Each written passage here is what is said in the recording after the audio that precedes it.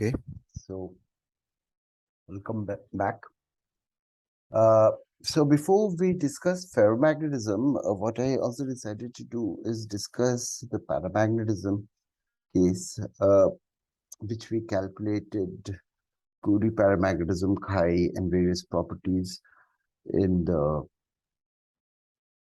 in the canonical ensemble, where the system could exchange energy with a reservoir.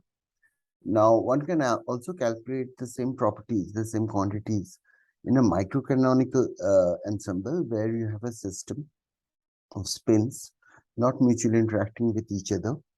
And that's how it is fundamentally different from the from the ferromagnetic case, but never mind.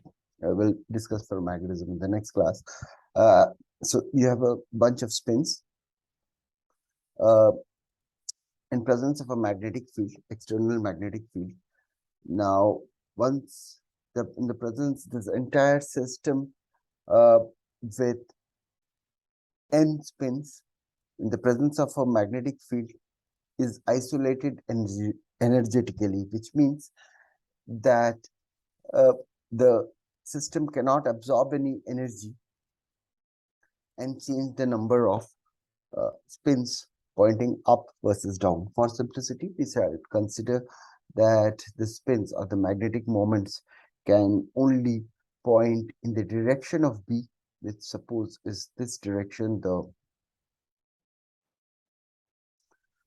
suppose the direction in which is up, and there are also some spins which are pointing down. So there are only two quantum states possible, spins or magnetic moments pointing up and some magnetic moments pointing down, which is very, yeah. Then the magnetic moments are not interacting with each other. In reality, that is not the case. In fact, what I would also like you to tell you before we go further ahead,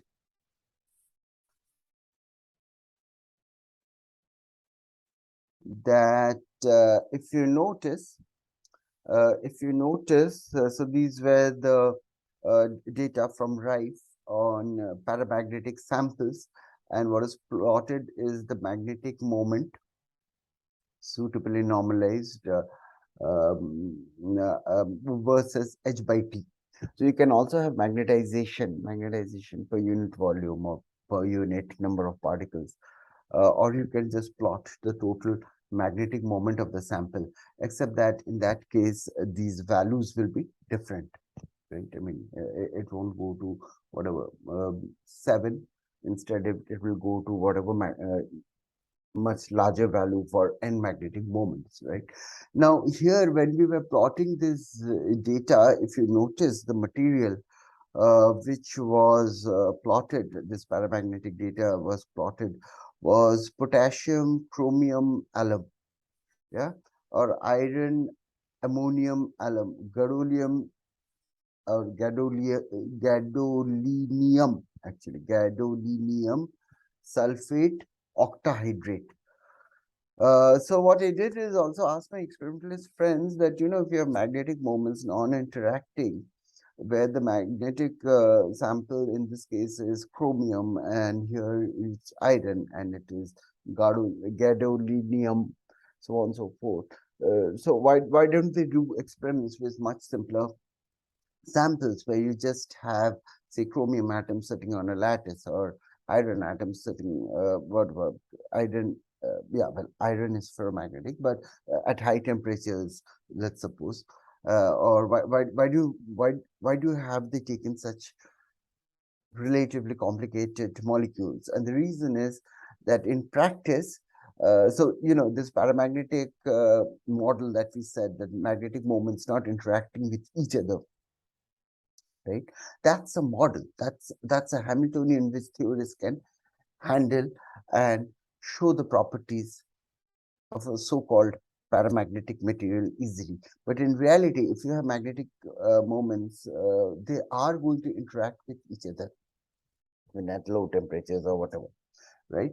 Uh, and the reason they have this potassium, chromium, alum, and whatever, this ammonium, alum, and sulfate octahydrate, whatever, it's basically taking the magnetic moment and surrounding it with other. So the magnetic moment is carried by the chromium atom or the iron atom or the gadolinium atom, and now it is surrounded by other uh, atoms of other species, such that the interaction between the magnetic moments sitting at two different lattice sites, they are screened.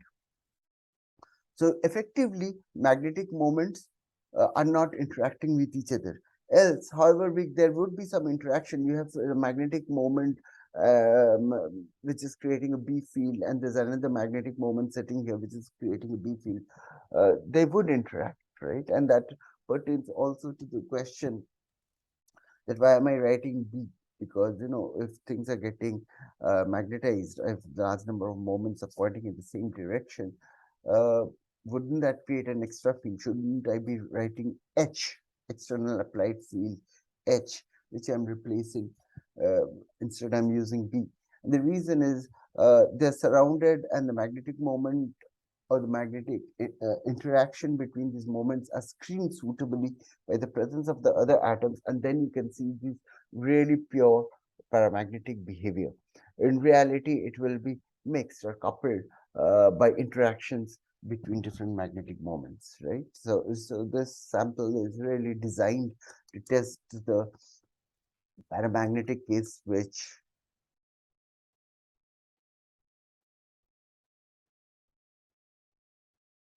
where this Hamiltonian is valid and one can do simple statistical mechanics calculations, right? So here what we are talking about, we want to carry out the same calculation in the microcanonical ensemble, which means that instead of calculating the partition function and getting properties of the thermodynamic properties of the sample from the partition function or the free energy, which can be the partition function, you get the free energy, and from there you get the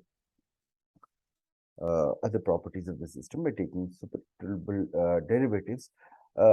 Here we are going to calculate the number of microstates of the system, and from there calculate entropy, and from there get the other thermodynamic properties.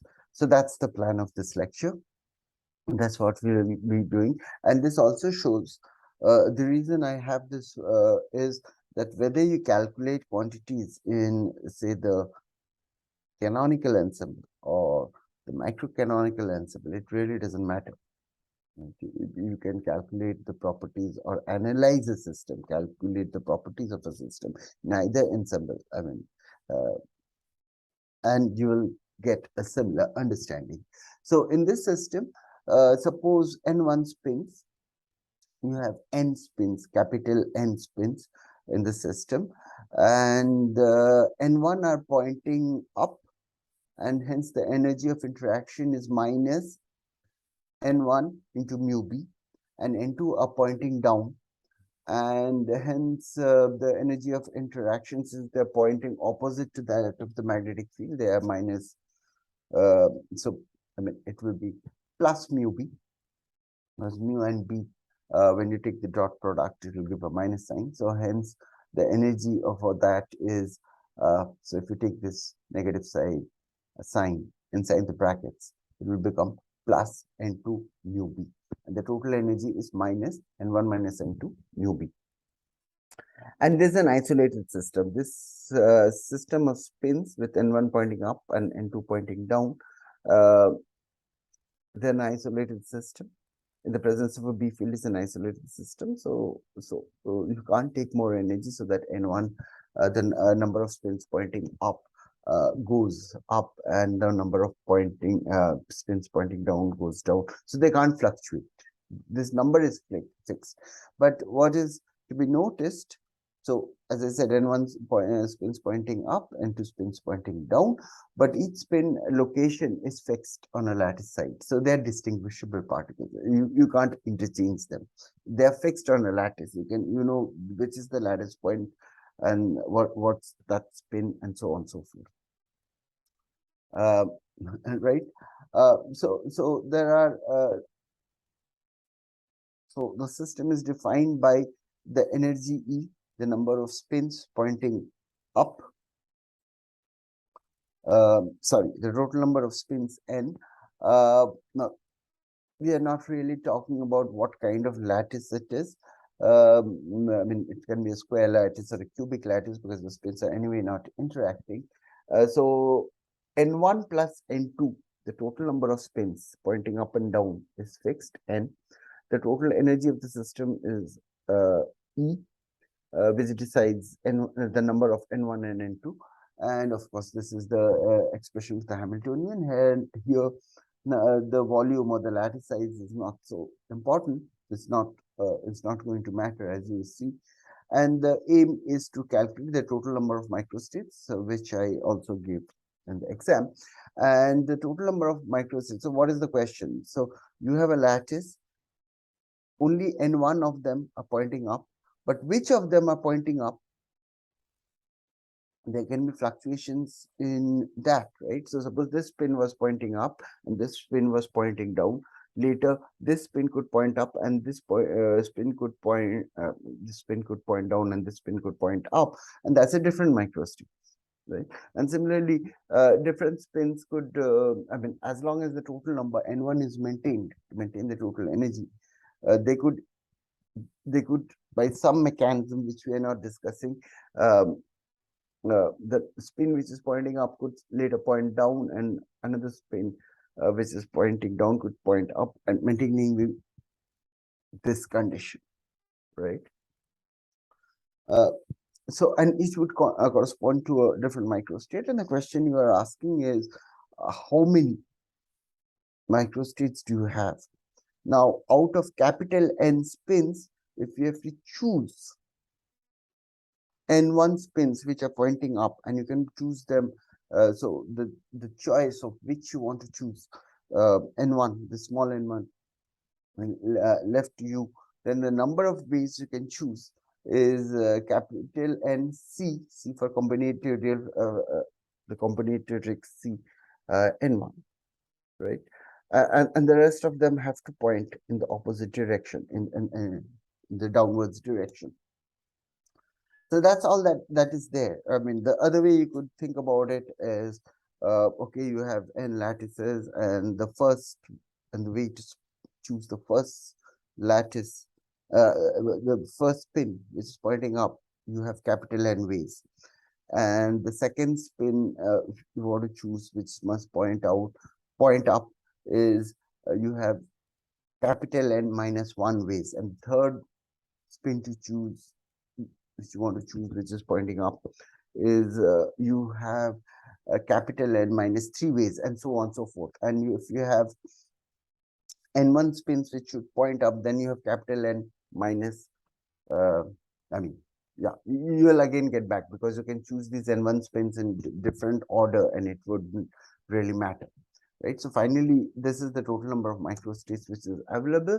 So, the two conditions are E equal to, basically what you are doing is N1 plus N2 equal to capital N, and you have another relation, the total energy is this.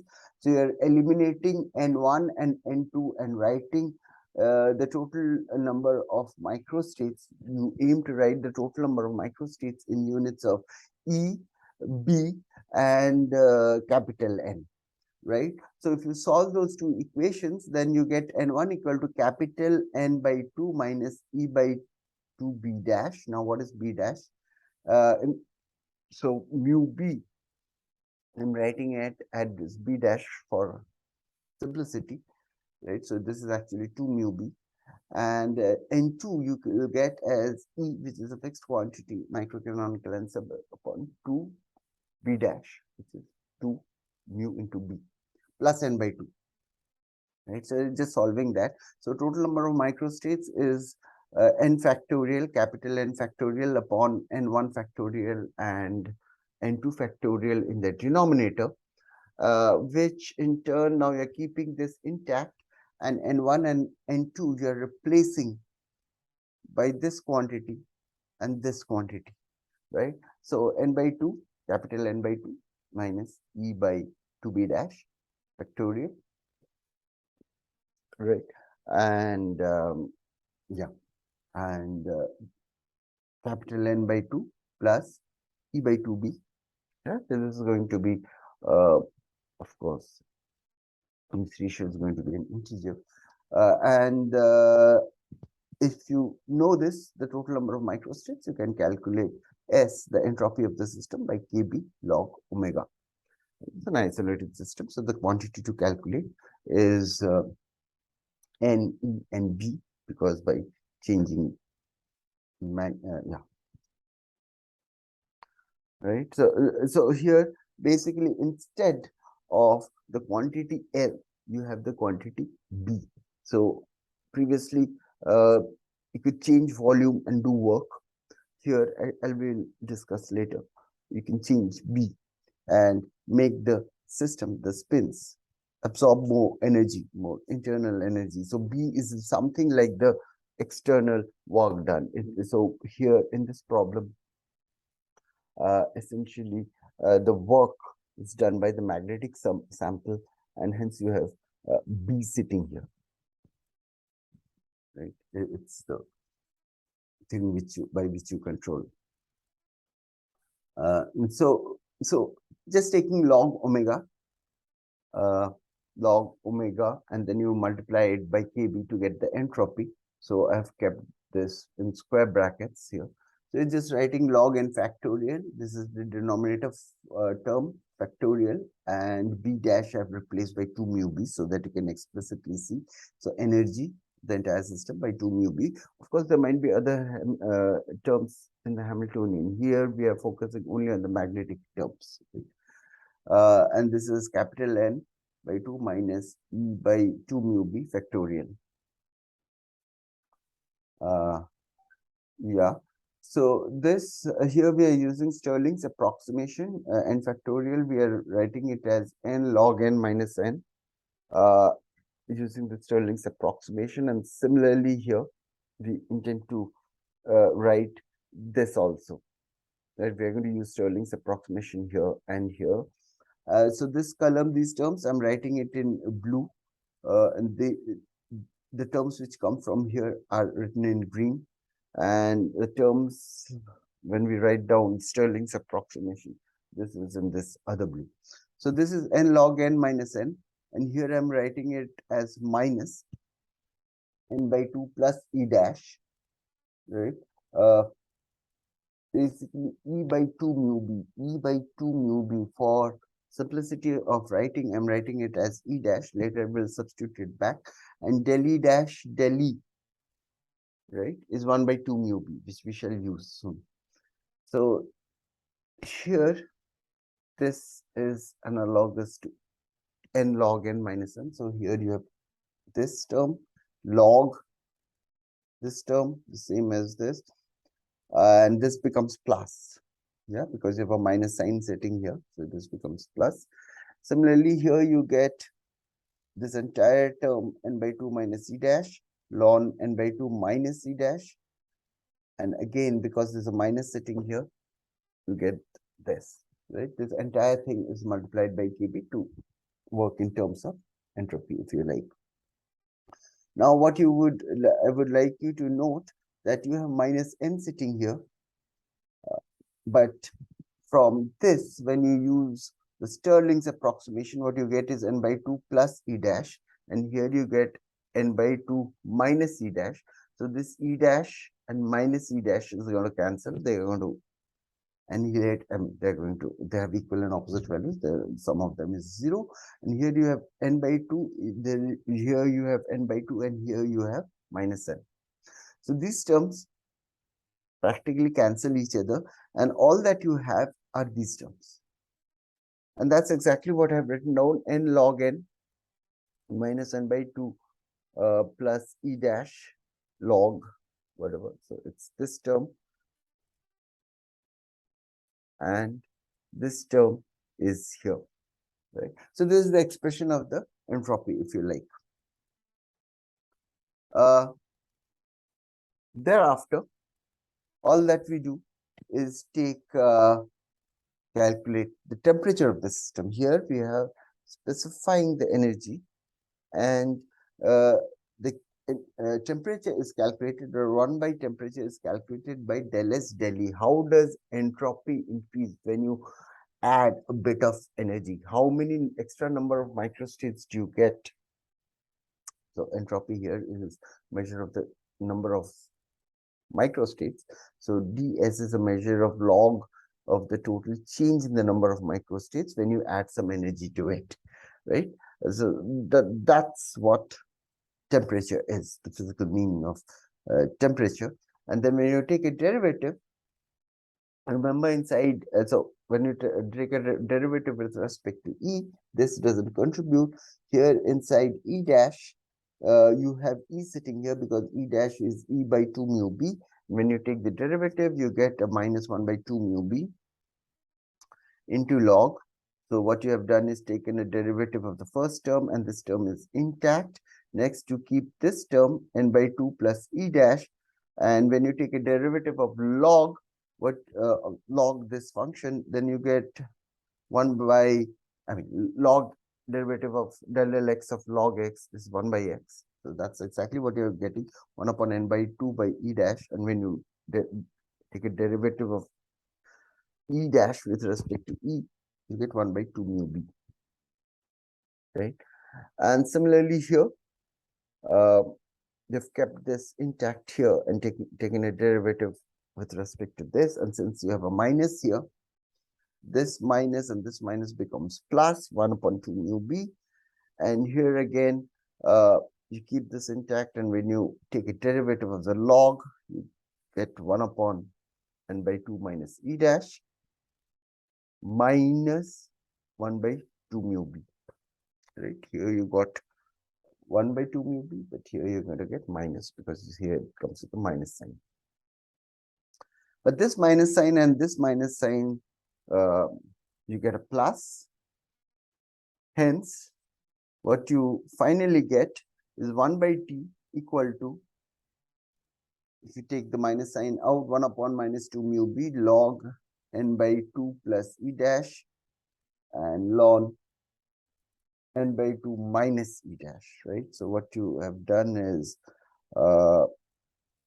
so this 1 by 2 mu B and this 1 by 2 mu B is going to cancel because the numerator and the denominator cancels, the numerator and the denominator cancels.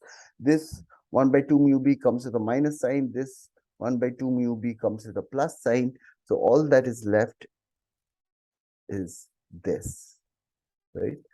And we had a minus sign here, so we've taken the minus sign out of the bracket.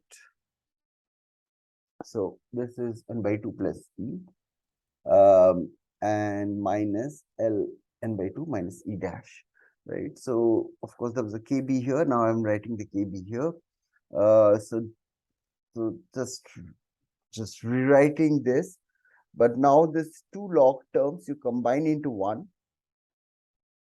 Okay, here also I'm not combined. Basically, I've written by denominator is 2 mu B, the denominator here is 2 mu B. Hence, here you get an extra mu B, and thereafter you combine these two log terms to get mu Bn plus E and mu Bn minus E, right? And Kb by, so this is intact. So this 2 mu Bn minus N I've written as I think this minus sign I have absorbed here. So this numerator becomes the denominator because this comes to the power minus sign, and 2 mu B is delta E. Now I would like you to stare at this mu Bn minus C and mu Bn plus C. Minus C is sitting in the numerator, right? Now just look at this, mu B into total capital N. Now if so E now comes with minus N1 minus N2 into B. If N1 are pointing up in the same direction as B, and if N1 is greater than N2, mu and b are positive quantities, hence E is a negative quantity, right? So this minus E, this E itself is negative. So you have a numerator which is mu Bn plus some positive quantity, and this E will be negative. So you have a numerator which is bigger than the denominator, right? And when you take the log value, you'll get some value of 1 by T. However, the funny thing happens is when N2, when spins are pointing, the number of spins pointing down, the higher energy microstate is greater than N1. Because if N2 is greater than N1, the value of E becomes positive, right? It says that the so suppose, so value of E becomes positive means what? We were saying that, this is an isolated system. So what does this value of E becoming positive means? Means you take different systems. So you take a different system where the number of spins pointing up is greater than number of spins pointing down. So that is one isolated system. You have another isolated system, say, where number of spins pointing up and number of spins pointing down is the same, right? So you will have ln one if you like.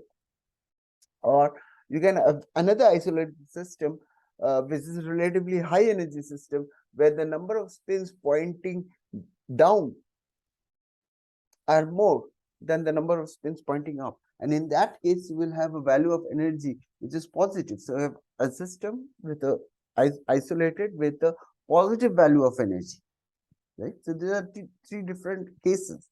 So you're looking at a system where isolated system with the number of spins pointing down is more than the number of spins pointing up, and then E is positive. But then let's see what happens. So you have mu Bn, and now this is also whatever, there should be, I think, a mu also somewhere here. There should be a mu also here. Yeah. So what you will have here, if you like, is some number which is positive, smaller than mu Bn. Yeah, because E will be equal to mu Bn exactly when all the spins are pointing in the downwards direction. Then E will be equal to plus mu Bn, and then this numerator will be 0. But otherwise, it will be some number greater than 0, but positive. But here you will have a number, the denominator will be larger than the numerator. So this quantity is a fraction, is a quantity which is smaller than 1. And then, since this quantity is delta E is mu B, which is mu and B are considered to be positive quantity, the modulus, and the sign is decided whether pointing up and down. In that case, 1 by T by calculation becomes negative, and that's an extremely odd system, right? I mean, you don't hear of temperature which is negative. Now, this is a consequence of the following. So this formula that you will get, isolated system, it basically says that when the number of spins pointing down, mu B, the higher energy state, not high, when I say not high energy microstate, but high energy level. So that has number of spins, N2, number of spins pointing down is larger than the number of spins pointing up. And here, if you add a bit more of energy to the system, so what was T? The meaning of T, or rather 1 by T, is del S del E. So if you add a bit more energy to the system, the number of microstates available to the system will actually decrease. And why is that? So typically, till now, when we have been discussing statistical physics, we have been saying that you add more energy, the number of microstates available will be more. But here we are saying exactly the opposite. To understand this, so just imagine that you had capital N was just 10, right? And the number of spins pointing up, say, N1 was just 1. Then the number of microstates you could have is 10. NC1 is 10. NC2 is basically 10 into 9 by 2 is 45. NC3 is 120. NC4 is 210. And if you calculate NC5, right, it is again 210.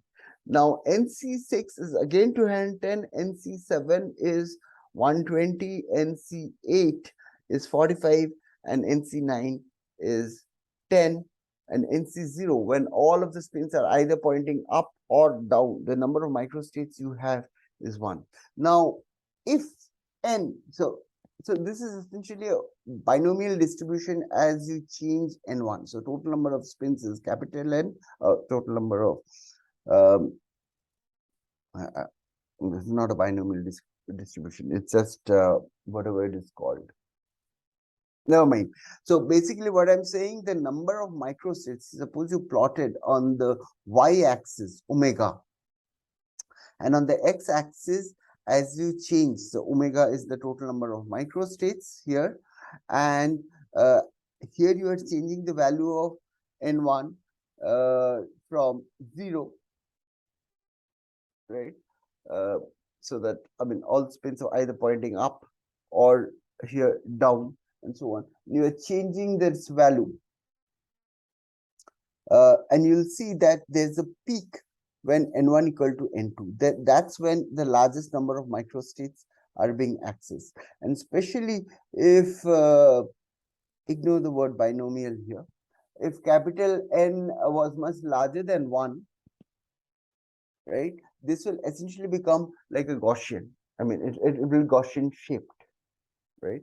And later I can show that when you have a binomial distribution, it can be mapped onto a Gaussian. But here the point is, when n1 equal to n2 and when capital N is much larger, this will be a continuous curve with this shape, a Gaussian type of shape, where we are looking at variations away from the mean. And here you will have the largest number of states. Now, the system that we were discussing here, you had more particles, pointing down. So first of all, this was a two-state, two-energy level system, right? In normal case, where you have a large number of energy levels, then as you add more energy, the system, the spins or whatever, the system can access higher energy levels and so on and so forth. And they can, the number of ways it can arrange itself is more. But here there's a very peculiar system that this is a two energy level system. And when n2 is greater than n1, when n2 is greater than n1 somewhere here, when you add more energy, then the number, the value of n2 is going to increase. So I'm going to have more spins pointing downwards, right? And in that case, it's a higher energy system, but the number of microstates that it can access is lower. So del S, del E is negative, as a consequence of which we are getting this 1 by T. Now you could say, of course, you can't have a system which has a negative temperature. That's true, but you can actually experimentally design isolated system where of very high energy, where the higher energy levels are more populated than the lower energy level. But when this system is brought in contact with a heat bath, then it is going to take some more energy from the system, and the entire thing is going to basically come to a equilibrium where the temperature of the entire system is positive. So here what have you done? You have basically taken away energy from an environment, pushed it to a high energy levels state, right, and cut off. But when you put it in contact with the heat bath, it is going to take, it is going to basically release energy. It's going to release energy because it's going to give away energy, the high energy to the bath. The entropy of the bath is going to increase, and this system is going to come back somewhere here where it has non-zero values of energy. Now, this kind of systems has been made in quantum, various quantum system where you pump in energy. You basically work on the system to get this system into a high energy state and then leave it isolated for some time. But of course, this cannot be an, I mean, but when you put it in contact with the heat bath, it's going to basically release some energy and thereby become, its temperature is going to become positive. These are artificial metastable states which can be created, right? So there is this conundrum, and hence I actually discussed this magnetic system, a paramagnetic system in a microcanonical, in an isolated state, so that we could discuss this. The other thing I wanted to say that in general, the TDS can be written as du plus PdV, but here PdV is not relevant, and then it can be written in minus B0 dm. Uh, uh, Alternatively, it can also be written in this form, and then when you take T del S del B, right, you can get the magnetization. So if you took the derivative of S with respect to B, then you will essentially get the magnetic moment of the sample, which you could just try out, because once you have that, this and E dash has B sitting there, take a derivative with respect to B, and then you'll get the magnetization of the sample. So that's where we'll end this class at the moment. Stop share, I think.